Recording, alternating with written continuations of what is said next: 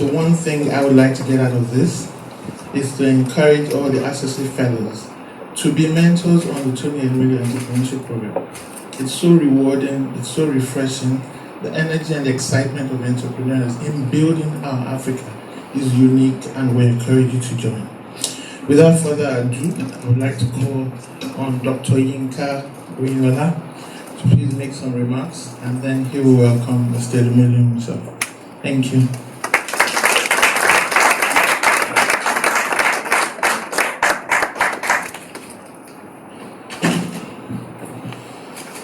The chairman, A.S. Holdings, who I would rather address as SFNLI Tony Elumelu, because he's a senior fellow of Nigeria Leadership Initiative. Here is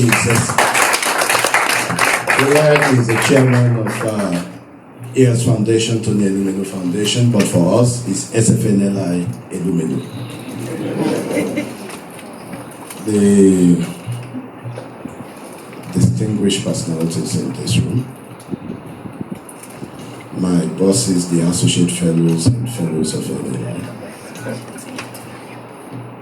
On behalf of Nigeria Leadership Initiative, I would like to welcome you here this afternoon.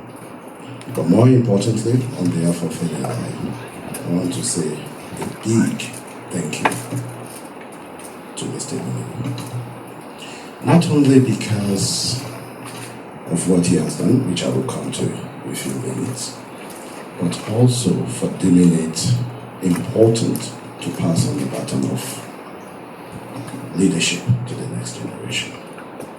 This event is a clear evidence of that, and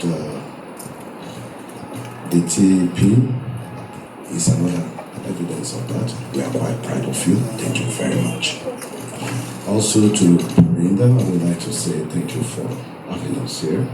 But more importantly, this has been a work in progress for almost 1 year. When Mr. Elumelu had the opportunity of conducting one of our 2015 Leadership Dialogue series, and that's a picture over there at Oxford Universities. Those are associate fellows of Nigeria Leadership Initiative, and they have agreed to do another of such here in Nigeria. So next time we are going to the US. The biggest thank you today goes to Mariam Aminu, who has worked so deeply with this. Yes. If you don't mind standing up so that we all see you, please. Yes. Thank you so much. I didn't know that I was going to be introducing NLI, but I will do it in just a few minutes for the pleasure of the distinguished guests who are here, who may not be familiar with NLI. The Nigerian Leadership Initiative was born out of the recognition that as individuals, Nigerians, we have lots of stars.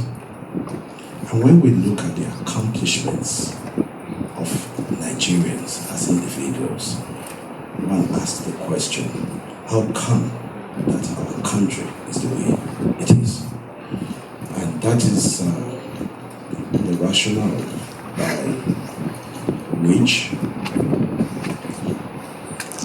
our mission is to mobilize accomplished Nigerians wherever they may be, to encourage them to move from thought to action by undertaking initiatives that reflect their passion, their values for the development of Nigeria. Because we believe that being successful is good, but being significant is more important. That is why our slogan is from thought to action, from success to significance. And no other person more than SFNLI Elumelu who has demonstrated that, either through his engagement in the also the legacy that is bequeathed on the future generation through Tony Elumelu Foundation.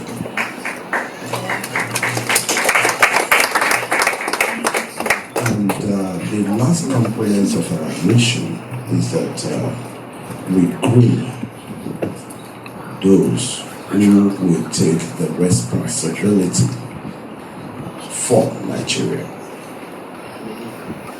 We groom the future leaders, we groom the rising leaders of Nigeria. Here in this room, we have quite a number of our future leaders who are inducted as Associate Fellows of NLI, and our rising leaders who are our fellows. And of course, we have another category of accomplished Nigerians who are senior fellows of NLI. That is by way of introduction. Now, why are we gathered here today? This is another in our series of Leadership Dialogue series. It's a dialogue event for accomplished leaders to be able to pass on some ideas, some thoughts on high-impact leadership with our associate fellows and our fellows. Why do we think that that is important? We believe it's important because leadership is not only generational, leadership is transferable. And I often wonder whether it's the younger generation that is so impatient to take on the baton of leadership from the older ones, or is it the older generation that refuses to pass on the baton of leadership to the younger generation? These are the kinds of reflection that we have within NLI, and we are trying to now bridge that generational gap of leadership. We all have a lot to learn, for those who are accomplished, such as SFNLI Elumelu. And I'm sure that through the question and answer also, you will be able to know the thinking of those who will be succeeding this generation of leaders. And it's that dialogue that we seek to bridge that leadership generational gap. Many people say that leaders are born. Many people say leaders are made. Are leaders by nature? Are leaders by nurture? At NLI, what we are convinced about is everybody can use skills from those who have been there, done that. SFNLI Elumelu has been there, done that as a leader. And today is an opportunity to say, how did you do it?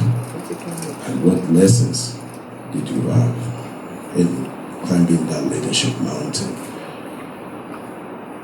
So this event is quite important for us, and I'm sure that we are going to benefit from it. And as I said earlier, we look forward to the US leg. We've done the UK, we are doing Nigeria now. I hope that the US will not take another 1 year for us to put together. On a final note, I remember a story that someone mentioned to me and said that there was a big jet in which an Indian, a Nigerian, and an American were traveling. And there was turbulence on the plane. And the captain, the commanding pilot, said that only one person can be saved. And that one person, when the plane finally lands, will have an opportunity to move his country people into the plane for another flight. So the idea, the test of who is to be offloaded from the plane was, we are on top of Atlantic Ocean. You got to drop something in the water. If it's not found, then you continue on the journey. If it's found, we have to drop you inside the Atlantic Ocean. So the first person to go through the test was an Indian. He just took his mobile phone, dropped it inside the ocean, expecting it to sink. He floated. I said, sorry. Dropped him off. And then the others kept on thinking. Then the Europeans said, the mobile phone is a little bit heavy. That's why he was floating. Took his wristwatch. Boom. He floated. And, sorry. But before we let you into that ocean, let's hear what the Nigerian is going to say. Nigerian looked at it. He said, Pico, I need pure water. What is pure water? Said, oh, okay. Give me water. Then he was given a bottle of water. Then he poured it inside the ocean and said, go get it. That's the resourcefulness of my compatriots. And that is why at NLI, we have these individuals tandem in us. And what we try to do at NLI is how can we make a constellation of the stars that Nigeria possesses. We'll keep working at it, and I'm sure that we will get there with your support, with you taking responsibility as a Nigerian, we will get there. Thank you very much.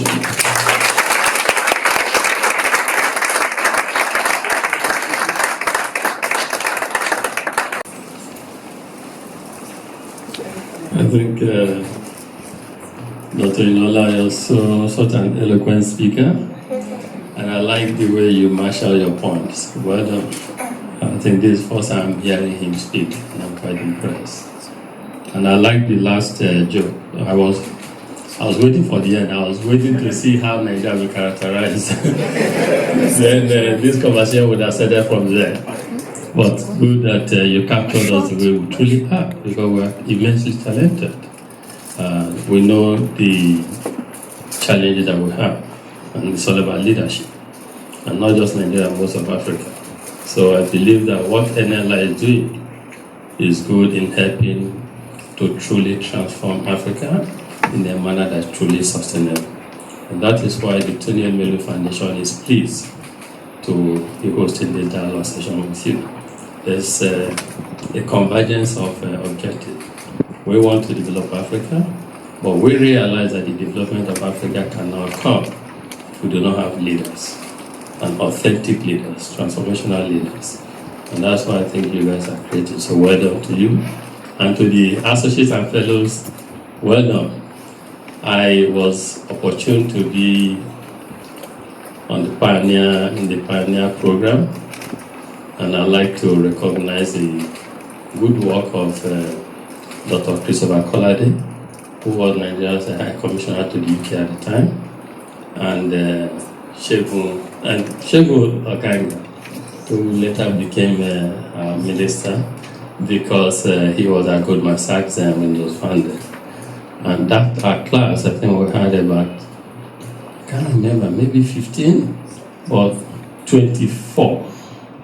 But all people in key section, I think Nuhu Ribadu was EFC chairman, El-Rufai was on it, Ngozi Okonjo-Iweala was on it. I think the private setup were myself, Chimovia, then a Nigerian who later became Obama's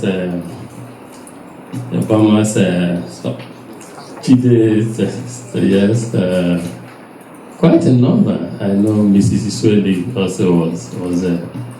And I learned quite a lot on that program. And what I learned on that program remains with me to this day. I recall when there was crisis in the Nigerian banking system, and a few bank CEOs had problems. And I thought the problem they had was because they didn't, or why they had the problem, they didn't go through the program we went through. No, seriously. And I've shared it with some of my colleagues. I recall one of the books we read. I think it was a week program, like MBA 1 week. One of the put us in one camp in the UK. And one of the books we read was How Much Land Do You Need? How much land does a man need? Everyone must read that book. It speaks to the greed of us, human beings. And it also teaches us how we can overcome greed. Because when we see others who have gone on that path and how they ended, then we begin to realize that in everything, moderation is key. Anyway, let me start by talking about three things. Not talking about, but just mention three things you said that I just said now when you were speaking. He says success to significance. So right. And he talked about talk to action. In fact, I'll end to this conversation on this note, talk to action. And he also said that, but he said, it's the younger generation of Nigerians. I want to say are we? But I realized that every day we are transitioning from one category to the other. There was a time when I filled forms, maybe we went for medical checkup, even like I remember when I applied to Harvard, and they will tell you between 30 and 40, 40 and 50. I'm like, what am I doing in certain category? But every day now we pass that stage. I think, no, so your question was, or statement, is it a younger generation are patient, are impatient, or that the current or older generations are impatient, are not willing to hand over? I think I want to change that question. I think and that's a challenge for everyone here, and especially, in fact, for both, because we had an audience here, non-Nigerians, UB Africa country executives who have visited and decided to participate in this. So for every young African, I think they are too patient. They are not impatient. They are too patient. There's this feeling of complacency, a feeling of, and that is, in my viewpoint, why accountability remains lacking in our society. And so, real development and leadership can actually only occur when this generation shows hunger, much hunger than they currently show. I just thought I should comment on that. So let me share my perspective on leadership, or leadership for impact. But I like to say, this is my own perspective. I believe you're tired of reading textbooks. So you're going to be hearing more about what we have done, my experience, and I don't want it misconstrued. I don't want it to seem like a conversation in self-eulogy. It's actually, as Dr. Ilola said, a conversation to help provide deeper insights into my own successes as well as my own weaknesses or failure, because no success every time. So this presentation is going to be divided in 4 parts. One is we need to understand leadership. How do I define leadership? 2 is corporate leadership. 3 is thought leadership. And the last is philanthropic leadership.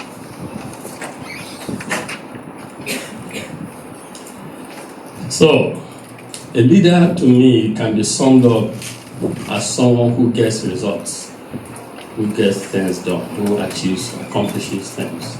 That's a leader. That's how I like to see it. And therefore, you can be a leader at any stage in your life, a career, or in any career path, any area you've chosen to operate in. Whether you're leading a team of others or just yourself, you're a leader. So my driver is a leader. My cook is a leader. And so every one of us here, we're leaders in our own right. To that end, and I echo what you said, I believe strongly that leadership is learned. It's always a debate everywhere. Are leaders made or are leaders I strongly believe, from my own experience, that leaders are made. But there are ingredients that you have to possess, and we'll talk about some of those ingredients soon.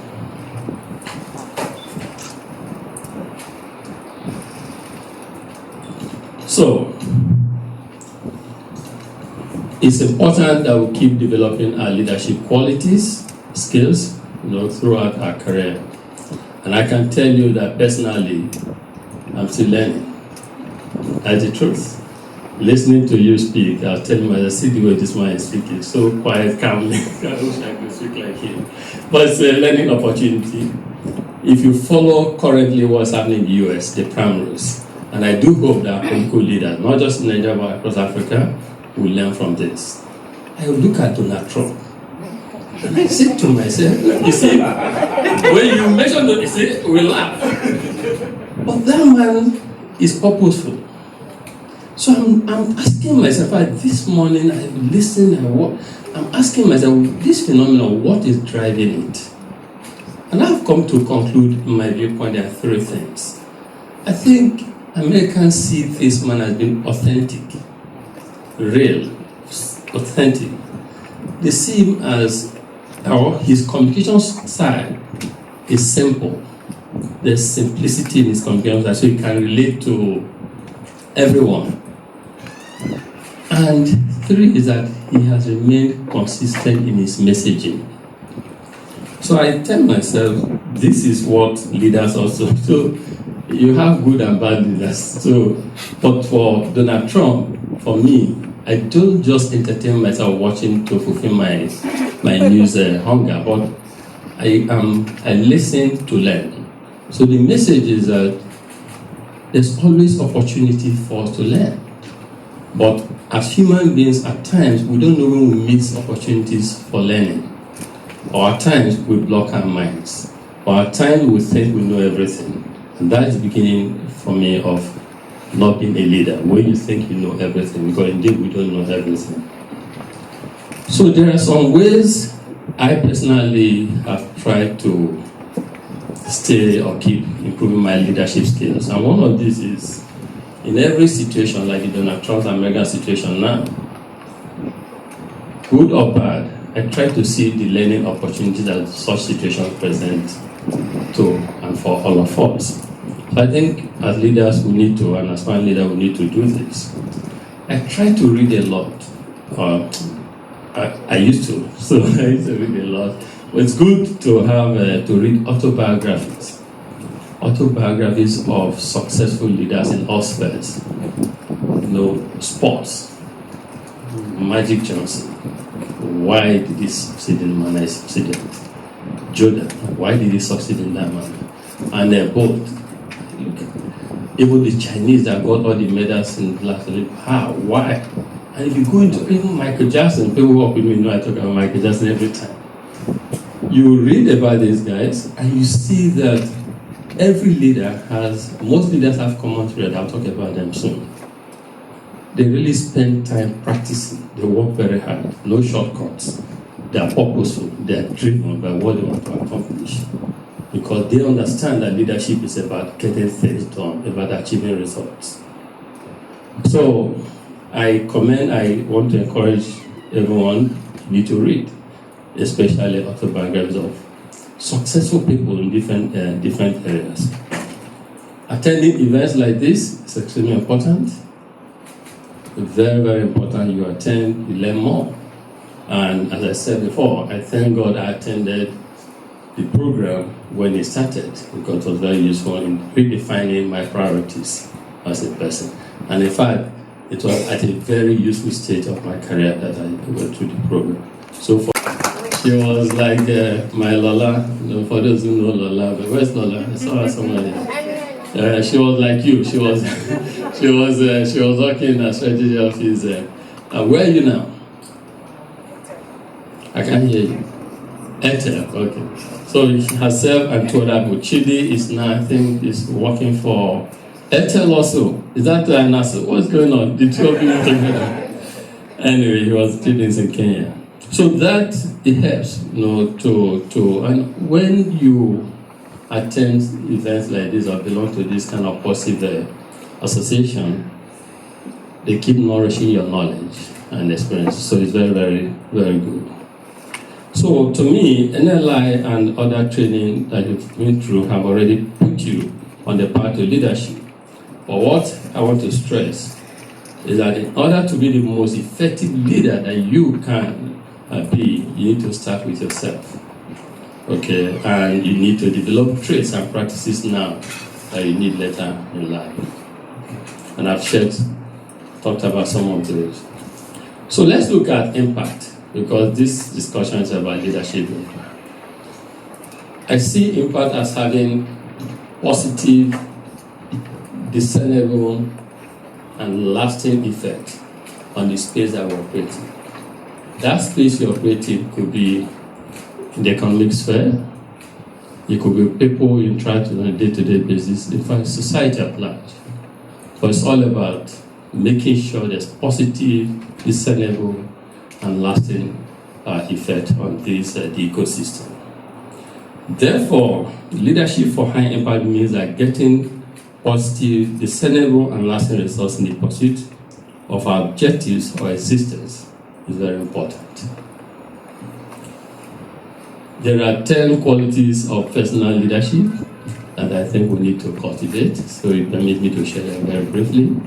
Most of these I've tried to practice. It's a continuum, it's a long journey.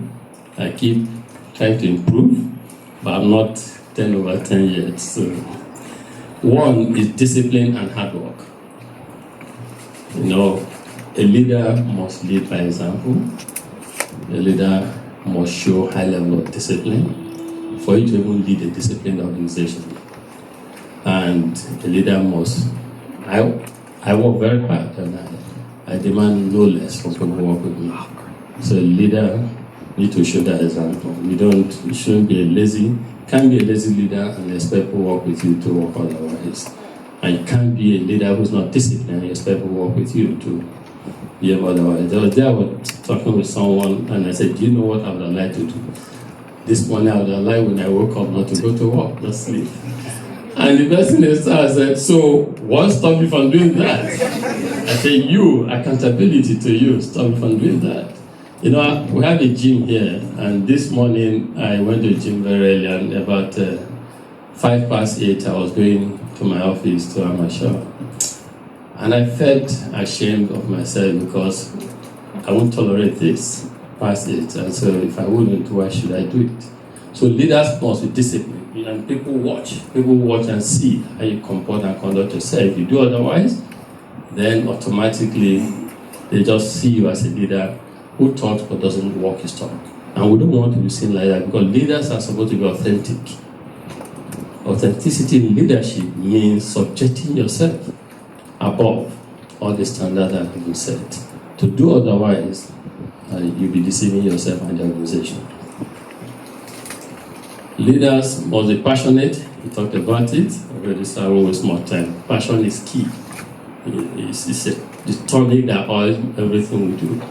So it's very important. And people you work with, if they see, or people you lead, not the people you work with, if they see that you're passionate about the purpose for the organization or the country, wherever leadership sphere you operate in, then they would, it's infectious. They automatically also become passionate. But you cannot be lifeless and expect people who are in your system, whatever system, it can be country system or organization system or family system, you expect them to do otherwise. So it starts from us, leaders. Leaders must develop listening skills and ability to syndicate perspectives, views. Because if we take it that no one person knows it all, and if you surround yourself with stars, you'll be shortchanging yourself and those stars, you do not seek ideas from them. So why do you have stars? If you have stars to only execute, only do. You have stars to bring perspectives to conversations. However, as I tell you, once a decision is made, there's no longer time for us to debate. But prior to get debating, let's share, let's put on the table, and let us listen to our people. Statistics show that, and this is very important, in different regions of the world, the way people contribute to a conversation is different. In Africa, Asia, and Middle East, it's shown that we are inhibited naturally, culturally. And so if you're a leader in this environment, you must approach it differently. If you have read the case of the turnaround of Nissan by Carlos, you will see one of the challenges he encountered in Japan, because he is a Lebanese French born, and he worked in Europe and now moved to Japan to turn around Nissan. He found it very difficult initially because of cultural adaptations and issues. His approach was different. So for leadership, especially in the 21st century, we must be cognizant of the environment we operate in, the people we work with. We must develop the discipline. I call it discipline because it's difficult for leaders to bring themselves, calm down, and listen to different perspectives at meetings. Either leaders want their voices only to be heard, not by design, but because when they think they know everything, or they don't like to get the alternative views, which most of our times could be at variance with what they have in mind and what they want to achieve.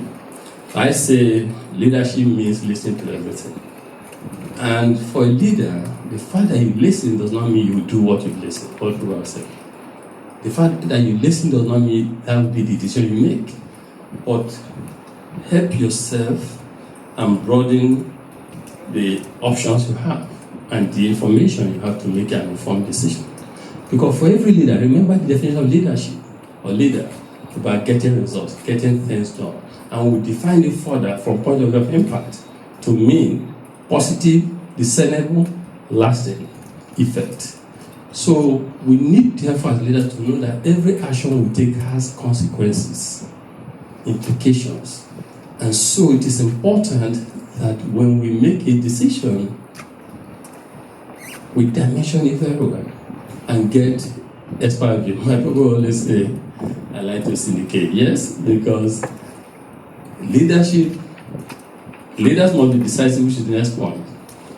But at the same time, you must be decisive in a balanced manner that decisive make a balanced decision. So, and for leaders, talking about cultural differences, leaders must know, if you operate in this kind of environment, that people might not be so free. The way, when we were choosing school for my children, my wife said, I wanted St. Saviour's. She said, I want a conservative British system. She said, AIS, American International School. So that was the debate. Mrs. Duke was involved in that conversation. Mr. Abrazak, they were both involved in that conversation. So I had to consult Mrs. Abrazak, as you know, has a school. Mrs. Duke, her children went to AIS. So let's discuss. But they won because they all supported AIS. They won me over me because, it's about, there's a way American students or children behave. So my wife and I think we're both shy. And so you don't want to hire one children who can at least be better than us. So that school is different. So it's about, so if you know all of this and you're a leader at a meeting, you should let people finish making their point before you interject. Otherwise, people can just stop. And even standing on their feet can change the tone of the contribution to align what they think they want to. And, by the way, this is even not just about Nigeria or about this part of the world. Even in America, if you follow the Cuban Missile Crisis, you see how executive decisioning process can make a difference.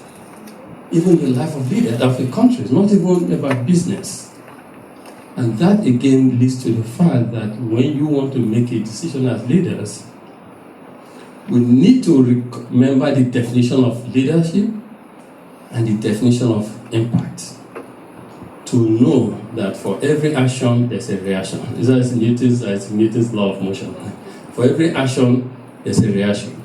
If we know this, it will guide us. I spent quite some time on this issue of listening skills and CBA, because it's critical for leadership. And I think we should invite this very well and know that great leaders listen. Decisiveness is very important, but leaders want to be decisive. At times, people also make a mistake. When people say that leaders should be decisive, and I speak from experience, be decisive, make quick judgment. I think in my experience that there are two kinds of decisions you encounter face as a leader every day. There are day-to-day type decisions. You can on your feet, yes, no, or let's go in this manner. There are transformational decisions that you need to take some time, think it through, engage with the experts you have around you, then decide. It should be guided by the fact that there's a thin line between delegation and abdication. Leaders abdicate when they cede authority or decision making to layer or individuals that are not prepared yet for it. And you could say, they say, be decisive. And so what I've done is I'm empowered so we can make fast decisions. But you can actually be killing the system, your space, your sphere. So make decisions, but be decisive, fast, but dimension very well in the sense of me. Engage as much as possible within the step, but let that engagement process not constitute a delay in that decision making. Leadership is tough. It's always thin line, just to know where to strike. Very, very important. And I think there was a leader, and some of you know, and almost everyone knows, who once said that posterity probably can forgive you for making a wrong decision, but that posterity clearly will not forgive you for not making a decision. So all said, I believe, and I do it, that it's better to make a decision than not making one. Attention to your people is the fifth point. We need to discover our people, their natural space or spaces, and also their natural talent, and help them to succeed. Every day I ask myself if I'm doing this, because we all are, or some of us are what we are today, because people discovered us and gave us a platform to do well. And so that becomes the minimum that we owe others who interact with us. Most times people don't know their natural comfort or zone. It's not about what you read in school, because if you ask people in this room, some do not even make the career option themselves. So, but we've seen people who have read certain courses and moved to different areas, because you ask them why when I interview, you ask them why, they say no, even though I read law, I just like MCC communication. That is what I enjoy doing. So leaders must, so when people work with us, I keep assessing myself, but unfortunately I'm not the best assessor of myself on this, to know whether I'm actually helping people to discover themselves. Because that is what creates the legacy and the lasting impact. For someone to know that, but for this leader, this is how I would have done. This leader helped me discover myself. That is extremely, extremely important. When I was a relationship officer, there were times when people see you and they say they don't even remember that you were how everyone started. I know Chief Jamodu here was CEO of, and I said, see Chief Jamodu like this, looking younger. I don't know if he had died himself or looking younger. I asked myself, how did he start? Because this is so many years ago. So he was the CEO of PZ. When PZ was PZ was like, in fact, then it was UAC, PZ Level Brothers in Nigeria, Guinness. And, we had a launch, we had then, so, Sarata, what you're trying to do about corporate relationship management, we've done it before, it's very important. So Chijamodu took us to one Chinese restaurant. So he's CEO, I was a corporate banking account officer, Akin Johnson, 3 of us, and then one white man was our ED. Took us to this restaurant to have lunch. By the way, Paul, I'm sure my co-working mom will say, did you eat Chinese? I did. So there I was at the table. You have to try and, live a life that you are used to. So oh my God! I had to take a little pause. I took a little, this one took a little Chinese soup. They came, what do you want to? Anyway, so I managed to survive that a lot. But he made a comment. And so you might not remember, but I tell you because but that is it, When we make comments in people, with people we supervise or work with, we don't know the impact it does. But such comments to you might not even remember it, can have a positive or negative impact. In fact, you must remember this definition of leadership and impact. Positive, discernible, lasting effect. Very, very important. And so you told my boss that, because what we're seeing in Nigeria, I've seen it before, this FX, and I told my boss that when you want to make a decision on your banking relationship, that immediately you can call Tony immediately. And Tony was like an assistant manager, that is, so this was like 1 year plus post graduate school. And so that statement, my boss went back, you've not heard this, so you hear it today. And Wisely, I think, Wisely was a corporate planner, yes, just then. So my boss wrote, Akin Johnson, to my chairman and said that, so I got promoted within 7 months after postgraduate to assistant manager. And one of the reasons I was promoted was your comment. But he said that Tony, on how this and that, and that to buttress it, what CEO of PZ, Chairman CEO of PZ said about it. So discovering our people is always very good. And the man who did what he said, I didn't know the importance, and how my boss also, because trying to discover me, latched onto that statement, wrote a memo, projected me, and also our chairman CEO accepting that, and informing part of the corporate decision for the actions that was taken up and taken out that had benefited from. So for leaders, we are not leaders if we are not making impact. And same way, I've shared this story. I hope I still have a bit of time. Timekeepers, I don't. Okay, this is part of. Okay, I'll try and run. But I've shared this story before. My boss, so today, say I'm wearing a white shirt. Okay, so it's not only good things that they tell you, they also tell you bad things.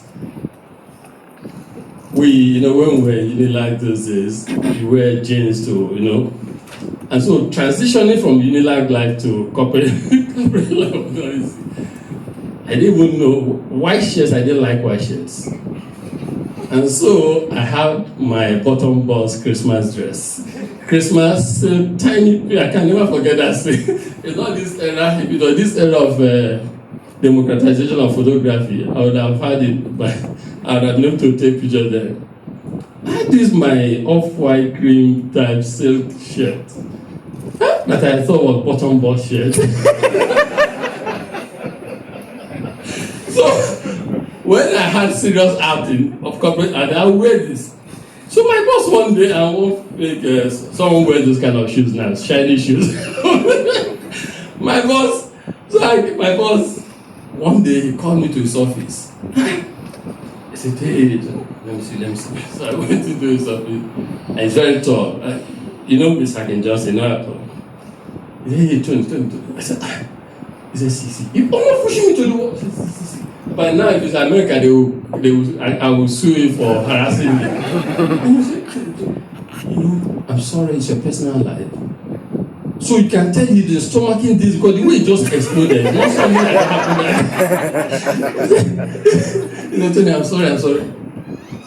You will not wear this kind of shirt to this office again. I was like first, apart from the way we were talking to me, this is my bottom boss dress for Christ's sake. So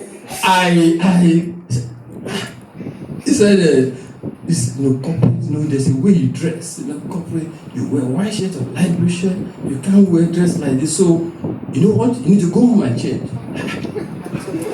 This man sent me home to go and change that day. That was the last day I wore that shirt. And that changed my whole life about dress code for work. So leaders must be honest, sincere, and frank with people you work with or people you supervise. And that's how it should be in society too. So for me, I wasn't happy then, but later in life I appreciated what he did. Because if he had tolerated and gossip talk about it, maybe scold me about it, well, I wouldn't have known that this is the way you operate in a corporate world. I, of course, that day thought this was a wicked man. I'm sure if Owen sends anybody home here, they will say she's too fussy. But that's how she be, to make sure that people comply. Anyway, so let me try and answer rush. We'll have more time someday. Lifting others up is important, something leaders you must to support. If you understand that to achieve results, leaders don't do it alone. They operate through and act through people. So you must assemble, I call it co or fellow travelers. It's a journey. And so you must identify the right people to work with, you must develop them, and you must give opportunities to people. You must give people who work with you opportunities. And for me, it's almost always, have I given enough of opportunities to people who work with me as I got when I was growing up. So it's something leaders do. Foresight, leader, because it's all about impact in your space. You must understand your sector, your space, and you must think beyond today. So when someone says, I'm going to put someone on the moon, it's about foresight. It's about trying to make impact. So we need to keep thinking in every area. Political leaders need to understand this. Today, everyone is saying that Nigerian economy is not diversified. That's why we're suffering. But haven't you had leaders since? Don't people know this will happen someday?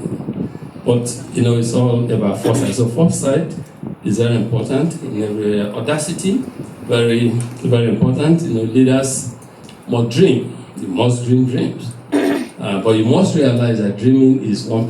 99% is getting that dream transformed from thoughts to action, to outcomes, because that's what matters. So leaders, this, in the past, this was what led us at some point to say we take a distressed bank and turn around a distressed bank and grow it to become one of the leading banks in the country, and all of these succeeded. Actually, we succeeded in doing all of this. So leadership entails foresight and also audacity. Leaders are usually, or should be calm, and optimistic.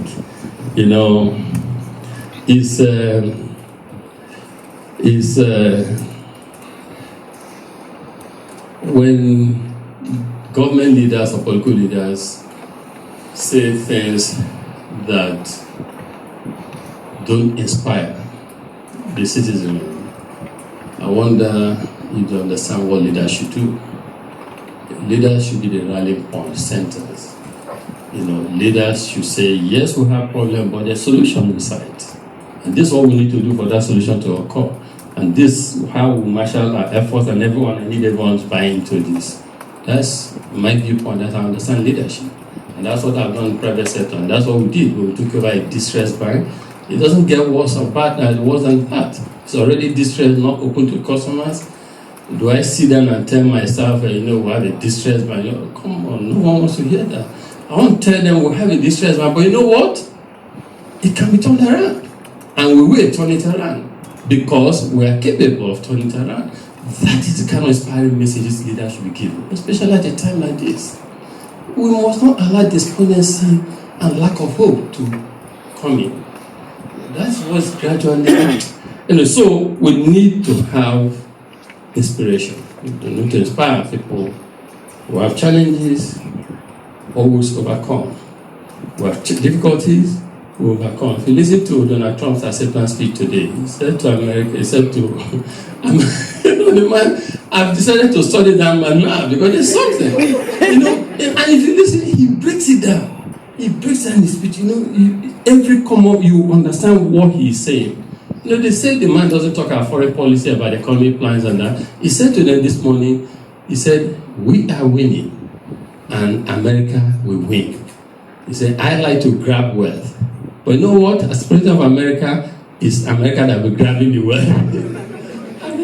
Anyway, so inspiration is very important. Then last point, accessibility. Leaders should make themselves accessible. Leaders should make them for so many reasons. Because you want to influence things in the organization, people need to interact with you. You need to make yourself accessible. You need to. There are many ways of leading. You can lead by memo writing, lead by town hall meetings, and that's why if I go to any of our businesses, it's not complete if I've not had a town hall meeting with my people. I must be accessible. That is when we break down the barriers, and when they have hospital access to the leader, you can say anything in no hold back session manner, so that you get firsthand what's going on. And so, I was telling someone yesterday or 2 days ago, Clinton said he was influenced by shaking hands with President Kennedy, and he made a resolution that he would be like this. So, why do we deny or deprive others who work with us this opportunity? Some, their aspiration could be that I want to shake hand my leader, or to see my leader. So most time when I go to the place, see me, I take pictures of their staff, I chat with them. It's tough to do all of these things. But if you say you're a leader, it's inevitable. You have to do this. You have to make yourself accessible to who you lead. How else do you know them? How else do they know you? Okay, so, wow. So maybe if there's no time, I will just send, but let me try and just run. So, about corporate leadership. Remember I talked about leadership, corporate. We've just been talking about leadership, talking about corporate leadership, not leadership and philanthropic leadership. About corporate leadership, there are 5 characteristics of corporate leadership that deliver high impact. I'll just rush through them. First is vision, long-term vision orientation. High impact organizations, high performance organizations don't think in the short term. They only see short term as series that lead to the long term. Short term to them is not an end, it's a big one, the long term. But you know that together there are a series of short term that will take you there. So, leadership mindset in the corporate setting, corporate leadership must embrace long-term vision and orientation. The way we do things, we should move away from short term. Second is focus on outcomes. It's about purpose, it's about results. It's aligned with the dimension we made earlier. That result-oriented, they are not activity-oriented, and they measure point characteristics. Governance. Governance is important because high performance of corporate organizations know that, or they are built to last, and the platform that they need for that to sustain that longevity is good corporate governance, sound corporate governance. And so corporate governance is very important. Again, not just in corporations, even though this is about corporate leadership, but even so you have House of Assembly, they are doing the right thing, putting the right law, acting as checks and balances. It helps for good democracy, for good governance. So governance is extremely important. The fourth. Okay, I see. The fourth is culture. I guess everyone understands the importance of culture, so I will not overflog that. But it's important to have one vision, one direction, one organization. In our group, we embrace the acronym S, which is an acronym for our culture. Our cultural values: H for humility, E for empathy, I for integrity, and R for resilience. If I had more time, I would have said more, but I guess we know what most of these what they stand for. The fifth one is people, corporate high performance or corporate leadership entails that you must set aside sentiments about people and surround yourself with the right people, both professionally and socially. Here and almost everywhere I've worked, I've always been involved in hiring people because that's the foundation, that's where it starts. Because everything about achieving results starts with the right people. So I pay significant attention to people issue hiring. I spend most of my time on people issue and even on market. People issue and process issues, getting the back office everything to work. Now, let's talk about high thought leadership for high impact. I like to say that when, as a leader, you achieve certain amount of experience and a certain amount of success, it is important to reflect on what principles, what practices, and what decisions led you to success. That's one. And two, having identified this, we should now find how to pass that knowledge along so that others may learn from our successes and guard against our mistakes. That is again a legacy that will go to future generation and next generation. And I believe that, as Dr. Lala said, that is why you're here today, and that is why also I developed a philosophy of Africapitalism, because I have a responsibility to share what I've learned and to help create more Tony-Elumelos and UBS in the system. And I know others are also doing similar things in their own ways, but we need to do more. I looked at my history of investments and I asked myself what investment decisions and what impact, what led me to the kind of decisions I've made, what are these and what led me to this, and what impact did I desire to make and what did I end up making.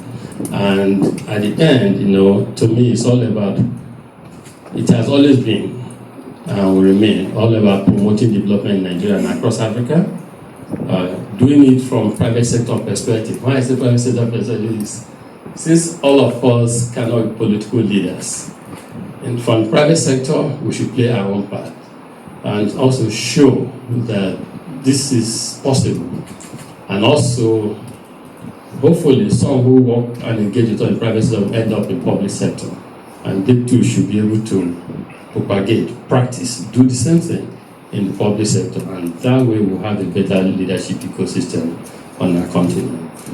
I like to create wealth, but I like also to deliver societal dividends as well. And so all of this were the findings and things that drove the philosophy of Africapitalism.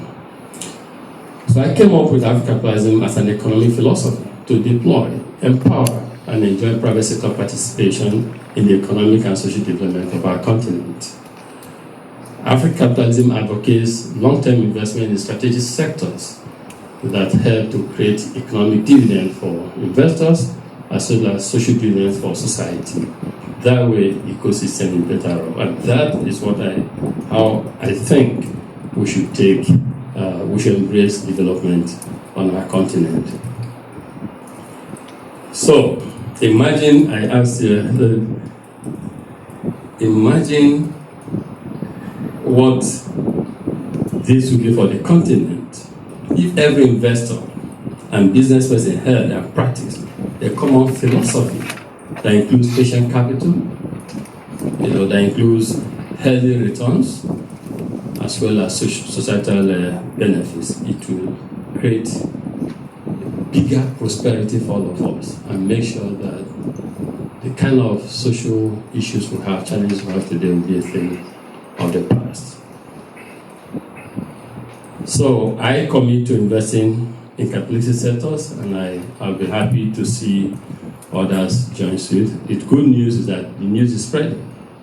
People gradually are subjecting themselves to this new philosophy. So that we need to put on the front burner and make sure other leaders continue to adopt this.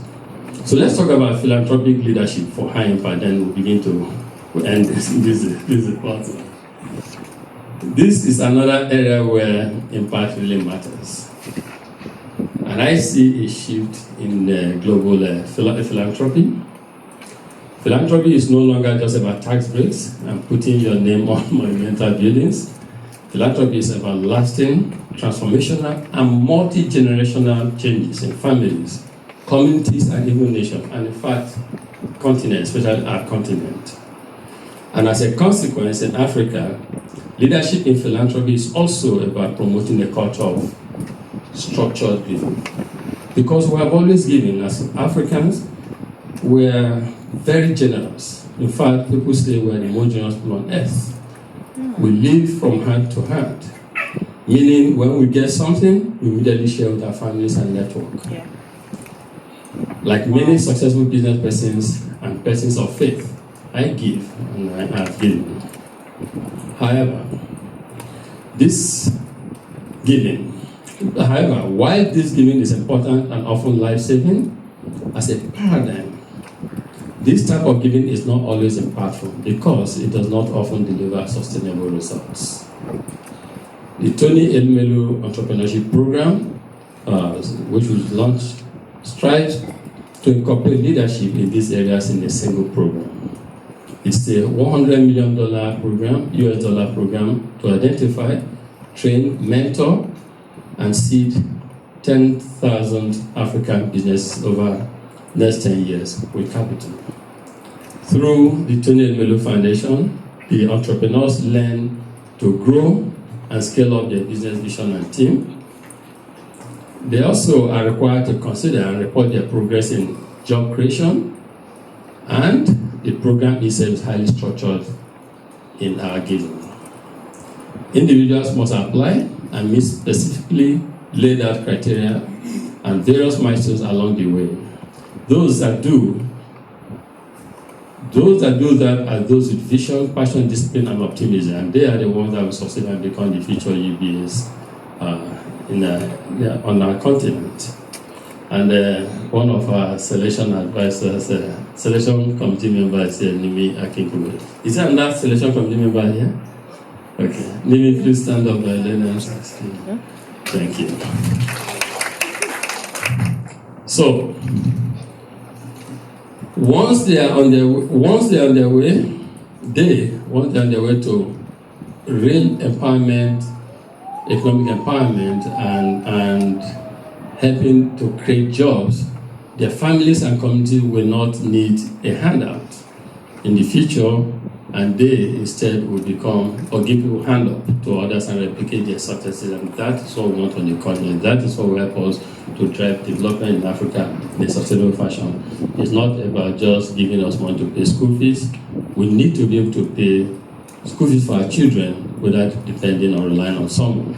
That is the 21st century philanthropy that we're talking about, and that is happening on our continent, and we're happy and feel lucky that in our lifetime we're playing a role in this and not just watching that as always been the case where the West leads the area of philanthropy and we'll follow. The largest scale of entrepreneurship program in this part of the world is this Tony Elumelu Entrepreneurship Program. It's bold, it's ambitious, audacious, but we think that we need this. It's a necessity for all of us to have enduring prosperity, because they say threat to mankind everywhere is caused by security in some way. And so, putting it differently, people say that a threat to, if you have crisis in one part of the world, like we've seen before, Afghanistan and co, it can be exported to other parts of the world. So we need to do what we're doing, not just for Africa, or for ourselves, or for the entire humanity. In conclusion, we have said here that leadership matters in all spheres of life. We agree this, I believe. Today we have talked about corporate thought, and philanthropic leadership for high impact. What all these have in common is about positive, discernible, and lasting effect on our respective spaces. But to orchestrate this, we must be cognizant of 5 factors. But don't worry, it's not the long 5 factors. We're cognizant of 5 factors. First, and that is almost where you started from, talk is cheap.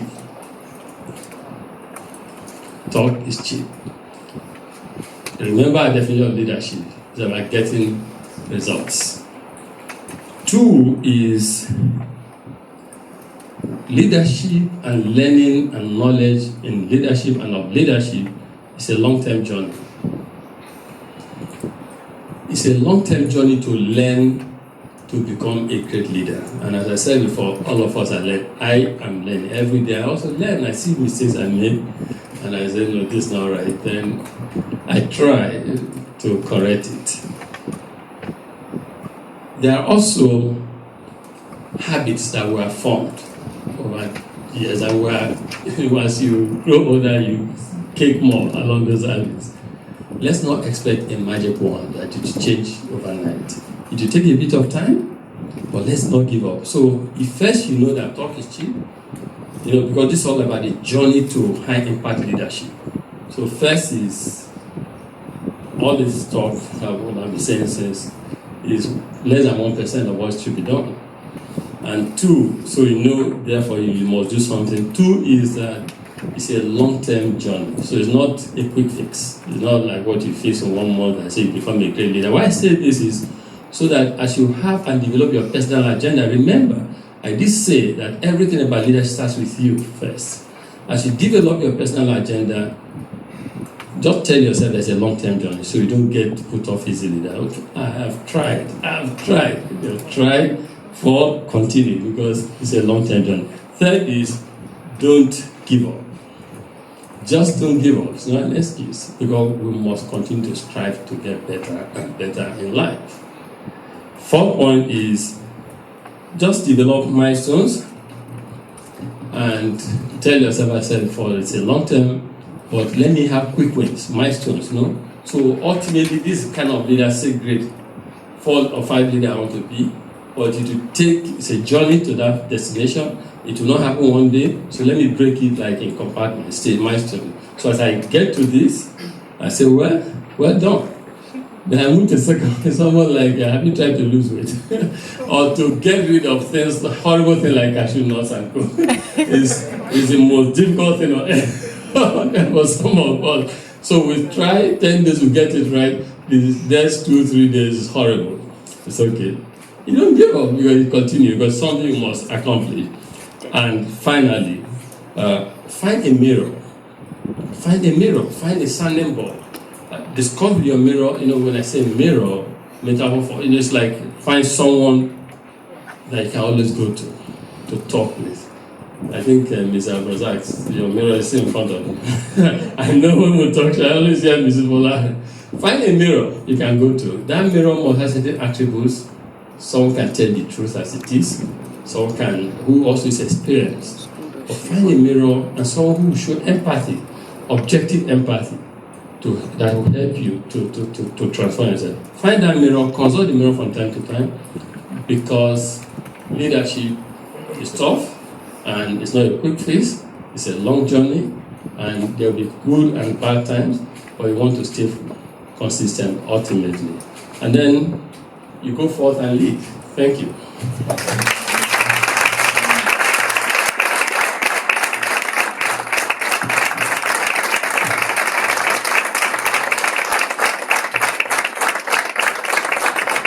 There are 2 things.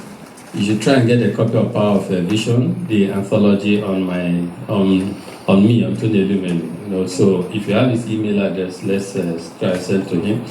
Then 2 is, let him read how much land do you need? How much land do you need? How much land does a man need? That book is such a great book. It's looking at, you get money, you earn $1, you must believe in the concept and philosophy of capital formation. You must know that if you earn $1 and you don't save, you earn a billion, you won't save, and you must know that. And so that's where a society that opposes certain values, like someone must know that you need to have safe capital to achieve something. So you can't earn and spend everything you earn, and you think you can invest. Where will it come from? So I would say discipline, sacrifice as a short-term self-denial for the long term. If it's about work, I would say, in fact, think long-term, because there are some mistakes all of us make at a certain stage in our life that you don't have the opportunity to ever correct it. And so as you grow up, you say, so it's about discipline. I would say discipline. It's a tough question. I can say I'm just based on your experience, you ask yourself, which is why this session is good, because the experience should not die with us. We should institutionalize it, put it down, let others learn from it, and also be able to do it, replicate it. So you can look at this. So when the transport issue, so I just calmed my people and said, okay, you know what? Why don't we look at it this way, this way, this way, this way? So they calmed down and said, okay, let them go and check. So they went back, because, if you look at the market cap of transport at the time, even transport hotel alone was more than market cap. It's totally cash positive, no debt, nothing, and they have other underdeveloped assets. So I said, look at it this way. And so they looked at it, and so when we agreed to deal, I said again, based on one's experience, we will not deal if we do not meet. Because it's important that to drive corporate transformation in this part of the world, again, based on experience, you must be a driver's seat. You must have the lever to move the organization in a manner that you think is good for everyone. If that is lacking, you won't make progress. The reason transport failed the first time because you had too many captains on the ship. And so I said, to make progress, we will not have this. So we will work on it. So I would say, most time, God's instinct can be developed. And it's developed based on, for me, the past helps a lot in development. But then let me sound a note of caution. And I said this to myself. Most times, what saw corporations to the top bring them down. So as a leader, even though you think you're a superstar, you've made successes over time, every transaction deal presents an opportunity for you to self-evaluate. So after everything, take one step back and say, okay, yes, this, should I go ahead? You must question and there's so many things that keep changing. So a certain line of action you took at some point in the past could have been altered by some macro or demographical or technological advancement that have happened in the world we live in today. So you need to look at this. So if we want to do, say, an oil and gas transaction today, when you finish everything, it's okay. Where might the world, or what can happen in the world in 10, 20 years' time? So you look at all these, is it Google or Apple car that is driving in a certain way. So by the way, news is important for leaders. You must be hunting, looking for news, because very extremely important. So you need to look at this car issue. What impact is it in the long term? Remember I said that one of the attributes of a leader, corporate leadership, is foresight. So what impact is it going to have in the long term? How does it? So you look at all of it, then you make progress. It use of God's instinct, learn that we're human. But if anything otherwise happens, you say to yourself, you've gone through a certain process. So you live with it. We must understand, it was important to say that when we come to God for making decisions, leaders should not be carried away by thinking, I make right decisions always. Because there might be just one that may be different than other things. Okay. I've been invited by U.S. Secretary General as the representative of the global private sector in 2014. And I made submission on the role of the private sector in the SDG. And we advocated for electricity as part of the SDG goal that will help to create sustainable development. And that was included as SDG 7 or 8? 7. And jobs also. So electricity and job, and we're both included. In January this year, last month, we were at Davos. engaging again with Secretary General, and I advised him that just what you were saying, that the way to, SDGs is ambitious, but funding SDGs is going to be a challenge for mankind, for the world. And so, two things I said, which I would. One is the private sector has to be more engaged in finding the capital, the expertise, and the value chain that you need to drive the SDG going forward. And two is so that's my first advice. 17 goals, quite ambitious. And I think that different areas or zones or regions should prioritize the goals. And if I were president of a country, I'll prioritize and take the ones that are most catalytic and impactful.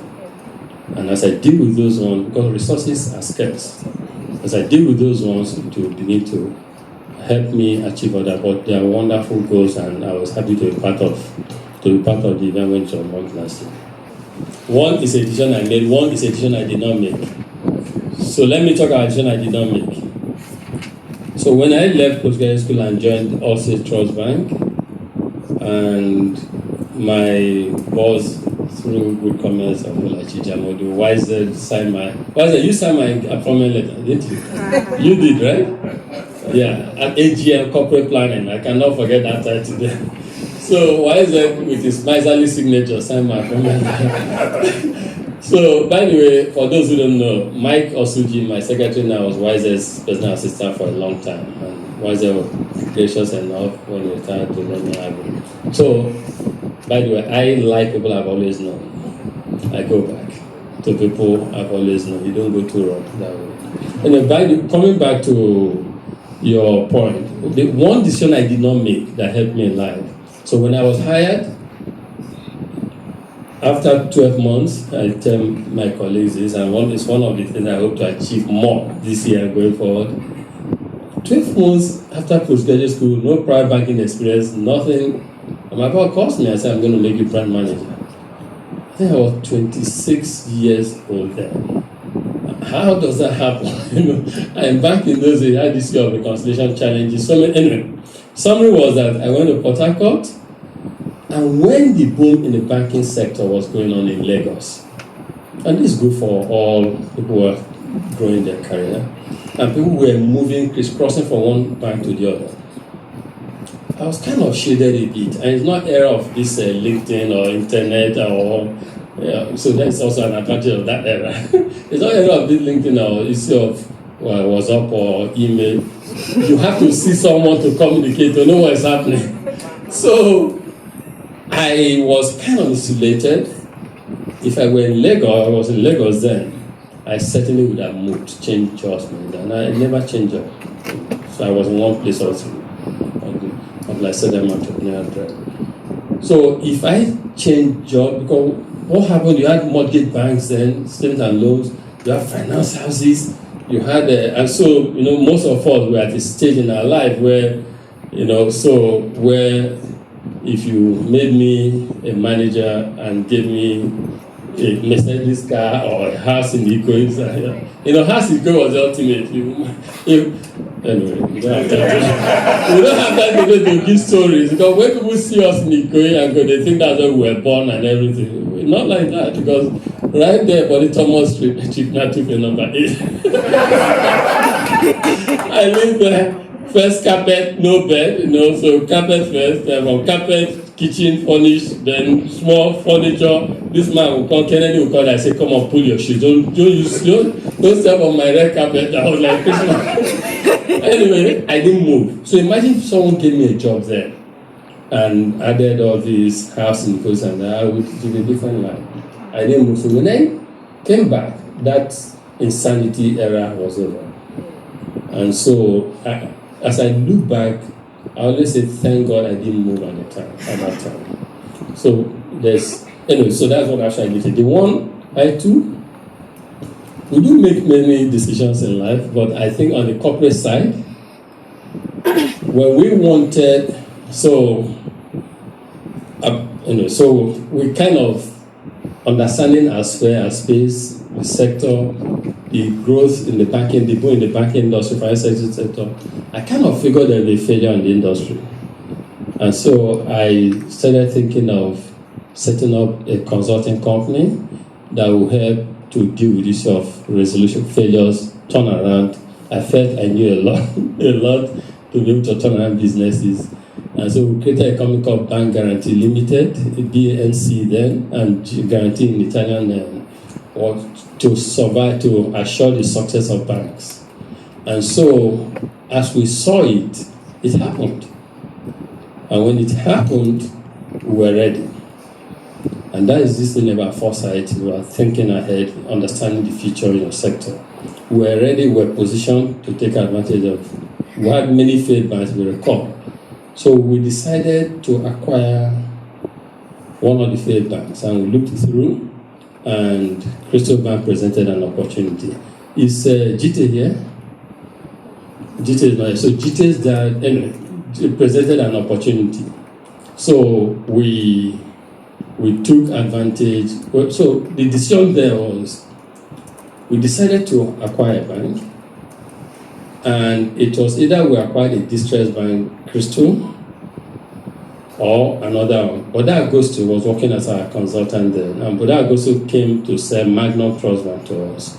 And Magnum had been bought by GTB, and GTB needed Magnum for their retail banking, but I think the strategy failed, and so they wanted to sell it. And so they had come to us to buy Magnum. So it was option of buying Magnum or Crystal. Magnum was not a distressed bank, it was in business, but they wanted to sell. Crystal was distressed, shut down, and NBSC Abacha was on the liquidation list of banks. And so we had a decision, all-day decision. So we had two groups. They buy group, they don't buy, that's buy Magnum or buy Crystal. And again, it helped to support the way I like to do things, decision making. So we discussed this extensively, and at the end of the day, some of us won the argument that we should buy the distressed bank. It had only 7 branches then, but we just felt, distressed, they already have customer this and that, lower cost, acquisition cost, because we know what we'll do. If we go in there, this and that, we'll do well. A risk. Magnum was okay, but we felt we'd get more impact at Crystal than Magnum. And we left past on Magnum and went to Crystal. I think that was a transformational decision that we made. And that became the platform for what is today's UBA and other things we acquired. So I think that's one. If you look at the leading author of change management, Professor John Cotter, he says that in change management, first define the destination. And I'll tell you why to me is change management, and why that's what I'll do. Define the destination and define the milestones that will take you to the destination. And create a high dissatisfaction for change, high commitment to change. And that high commitment to change starts with a dissatisfaction of status quo. Whatever status quo, you must create a dissatisfaction about it, then it will increase your quotient, it will increase the demand for change. When you have that, and your destination is defined, then you try to sell. So, my philosophy in life, which is also embedded in the philosophy of capitalism, I'm a long-term person. So if you look at the Magnum Trust and the Crystal, if you wanted quick dividend, we didn't pay dividend in Crystal for almost many years because you had to turn around, come out from negative standard. But if you wanted quick fix, we would have gone to Magnum. But in the long term, the benefits of the Crystal certainly better. So we should always tell ourselves, any mission, especially change management, is a long-term mission. You need to define the purpose, the destination. You need to create milestones. You need to have buy-in. You need to have identify in every system, even the turnaround of Nissan, colors. You have to identify there are people, whether we like it or not, in organizations who have political strong followership. It's I don't know how it happens. So we need to identify such people and win them over. and have them become our change agents. In appointing or designating change agents, there are two types: the covert change agents and the overt change agents. Because there are some that are better to work for you from behind than to be seen. Because at times, they might be losing their legitimacy to even help you. Obi and I went to Gabon 2 or 3 weeks ago. Obi had an issue in Gabon. And so, some of these friends in the country, they have very interesting law, HR law prices that don't happen here. But you operate there, you must get used to it and work with it. So they just came together, the staff, and said they want one guy from Cameroon to be out of the office. They don't want to work there again. So I heard about this, I said, let's go. Obi is ED and resources. So we got in about 2 or 3 weeks ago. And we had a town hall like this. And I said to them, how are people here? We're preaching we're a Pan-African organization. We're saying Africa must unite. How can people hear that you want a Cameroonian staff to leave the country? It's not good and that. And ultimately, we talked. So I would say is adopt a change management approach to it. Take people. If you read cases and watch, some people take them out. At times, I don't want to ever give up. But at times, the temptation is, if there's a private company, I'd rather do this. Or why do this? Say public service. But we know that the reason we're here as a country, where we are at this point in time, is because of poor leadership. And so it behoves and beckons all of us to play our own role to change it. Otherwise, I was discussing with someone recently over the weekend, and I said, God, I'm going to become 61 days soon. And I said, so, before I used to blame the older generation. I'm becoming part of that generation. And so we will continue like this till so we need to do something. I don't want to ever give up. I don't change my philosophy. Go John Cotter. Professor John Cotter is a strong author in change management. He's a Master Sushi professor in Harvard on change management. He's done it very well. Read a bit more about his done, and you can learn also from him. Let's take the online question. I just like to live a disciplined life. It's not easy, so I'm not 100% where I should be at, but I like discipline. And so in everything, even eating, moderation, having the discipline to exercise because you have to exercise, even if you're not designed to lose your body, to be fit, to be healthy, you have to have the discipline. Discipline helps in so many ways. That a man is humble is called discipline. That you tell yourself how much land does a man eat is discipline. So I think, that is something I try. So even there are times that you will not like to, you're just tired, you don't like to do something, but just accountability, which flows from discipline. So you just have to do something. So I would say that captures and drives everything that I try to do. And so when it comes to making decisions, I always tell myself, know where to run to. There's no other place you can run. And be careful because it stops here. And a wrong judgment decision here can have unmitigated, a lot of impact, the consequences. So all of this, I think, help to guide what I do on a daily basis. So if you ask daily habits, the fact that there's somewhere in my brain, be disciplined, so it drives so many things. About excellence, actually I'm in love with 3 E's, and we'll have it here. The 3 E's we call it excellence, entrepreneurship, and execution. You have to be entrepreneurial, then you have to execute for it to happen, or execute in a manner that excellence is captured. Excellence, yesterday we were at the amphitheater, and when we finished at the amphitheater, I sent Lola and Mike to Bola and Charles. I said, ask them, did they see the cord, the wire that was, the electric cable that was running? I said, that's an eyesore for the state. that you tell them I want it fixed immediately. And so Bola and I saw meals last night along those lines. Maybe it's instinctive, and the mind has also been developed to that point. So at times, so much, I think there lies the genius, not that I'm one, but the genius of leadership I think that success should be enduring and comprehensive total, and that success should be as much as all facets and not just one side, and other sides. So try to juggle and give and take to make sure that works. Everybody here will leave here and take away something from it.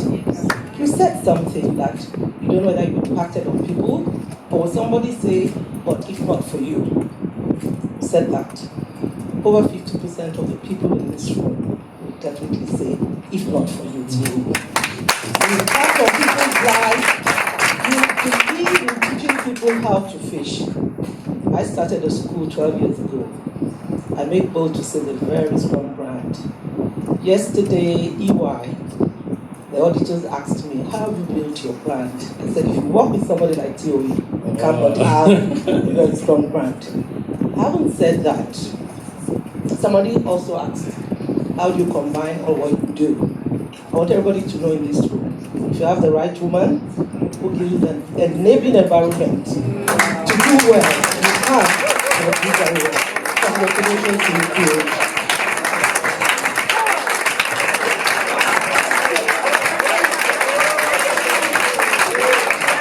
You have mastery, or there's certain things that drive one at this point in time. So for me, it's not about wealth per se. It's about impact and legacy.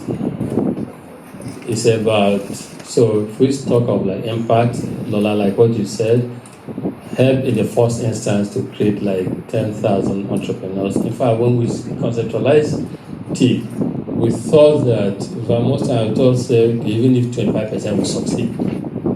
But what I'm reading is proving to be otherwise, because it seems that majority of them are on the right path. And so in 10 years' time, we want to see, I would like for me by way of legacy to see impact that we've done quite a lot in helping to create employment, jobs, helping to catalyze the African economy. Because as you know, TIP is not just about giving seed capital, creating the networking platform, mentoring, training for these 10,000 people. It's about going to their presidents, their countries, helping to influence policies that create the enabling environment for them to succeed as private sector players. So when this happens and we look across Africa, an interview during the TIP event in Atlanta, where did you hold on? Anyway,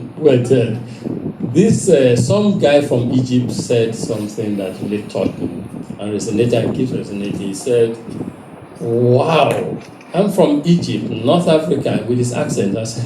And I've been looking for an opportunity to connect with the rest of Africa. Thank you, Mr. Lumelu. That is exciting. And I want to have more of such excitement. This son from Egypt begins to see himself not just as Arab, but as African. To start with, no one has enough money to create the kind of gigantic, in my viewpoint, industry that we need to begin to process our commodities. But success expressed in terms of contact, ability to syndicate, networking, get it on board, you do everything to attract such massive investment on the continent. And so I would like in our lifetime to see certain things, to see in Nigeria, you read about it, to play our own role to make sure that we help to industrialize Africa. And so for me, that is a reason why one wakes up and want to do more things, because we can't stay like I told you soon. We become 60 and then look back. Same complaint that we had many years ago growing up. I remember entering the train from Victoria to Gatwick Airport, and that way. Just enter train, they will time everything. Is it 30 or 45 minutes? You're sure you enter there, you get to the airport. I mean, why does this not happen in my country? So we need people to do some of this in Nigeria. I think combination of impact and legacy will help to retirement. So when we have a developed Africa, then we'll be retiring. Thank you very much. Thank you, round of applause. Thank you very much.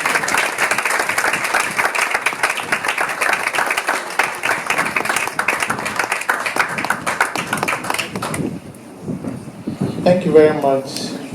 It's a time when leadership is what we need to lead ourselves, to lead our homes, our families, our organizations, the society, our nation, Africa, and the world.